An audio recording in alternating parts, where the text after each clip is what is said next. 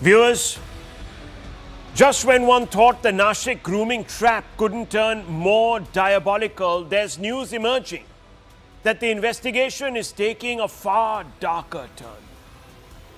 Indeed, what began as allegations of coercion and conversion is now exploding into something far more sinister, viewers. Far more sinister. A plausible sex trafficking and cross-border exploitation racket hiding in plain sight inside a corporate ecosystem. And the corporate, viewers, the corporate doesn't want to recognize, at least from all the statements that are coming out, the gravity of the crime. And the only reason I'm saying it is because, viewers, nobody from within the corporate wants to call it out for what it is. No one. No one, viewers, wants to call it out for what it is, which is organized Hindu Misya, viewers. I'm not speaking in the air. I will build on my case tonight, viewers. Investigators, as we speak, are now tracking what they call a quote Malaysia plot unquote, a trail of alleged digital evidence, passport processes and alleged external handlers that point to a coordinated attempt to move victims out of India after sustained exploitation. Suspected international trafficking and human exploitation racket is being investigated. Evidence suggesting a coordinated plan to transport victims out of the country, viewers. Victims were being prepared to be sent abroad after being exploited. Remember, I'll take your time back to Satya Sarini, viewers, to Kerala, where, viewers, radicalizers, there too a woman was at the head of operations, forcibly converted, radicalized and sent to ISIS, where, viewers, in Syria, to become what, viewers? Brides.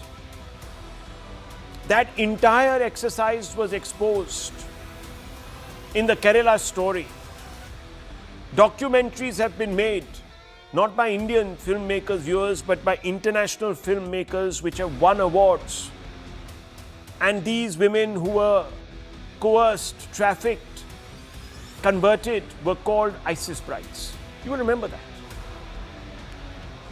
Crucial threads in this particular case, in the TCS grooming trap, lead to passport procurement processes. Logistical groundwork for moving victims out of India was already underway. Digital evidence reveals discussions regarding the Malaysia move. Digital evidence suggests video calls with external handlers. Remember, viewers, Malaysia is also where Zakir Naik is holding out. So it is a geography where, viewers, there are radicals. The question is no longer just about abuse. The question is, was this grooming for export? At the center of this storm is an alleged enabler, an HR manager tasked with safeguarding employees, now accused of looking the other way, normalizing complaints and providing institutional cover. Nida Khan, HR manager at TCS US, the lens is on complicity, ignored harassment and conversion complaints. So when the whole cabal within TCS was fiend-like preying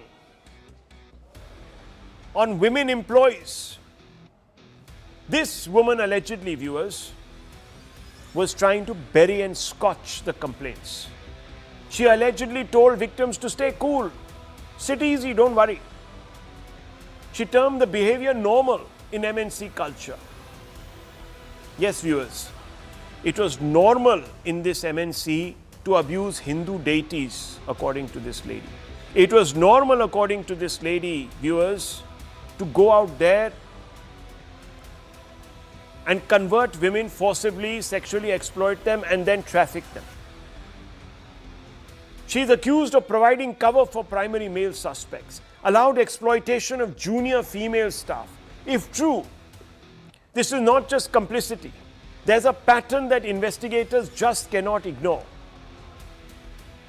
Viewers, just like others, like Dr. Shaheen to the extreme right from the Red Fort terror plot days, to this Nashik, highly educated professionals embedded in respected institutions, allegedly using position, access and digital networks to control and coerce, to convert and radicalize.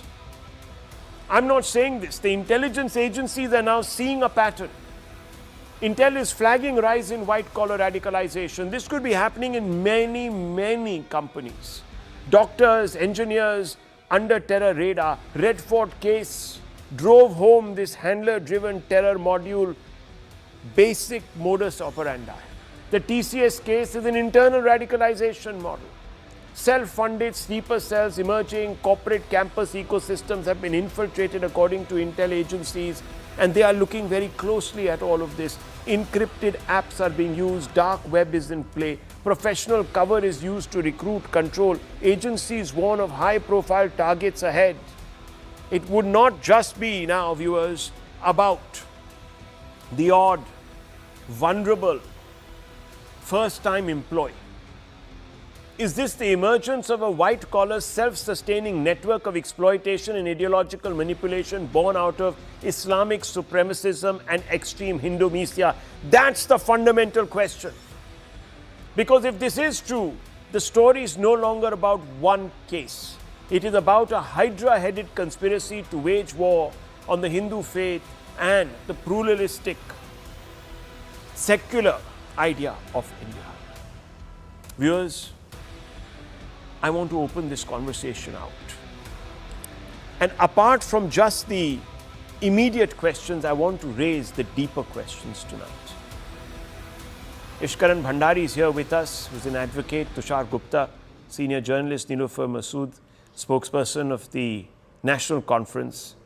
And Syed Asad Abbas, a political analyst. Now, Ms. Masood, thank you very much for appearing tonight. I know yesterday we got cut off by big breaking news that came through. But I would like to ask you tonight,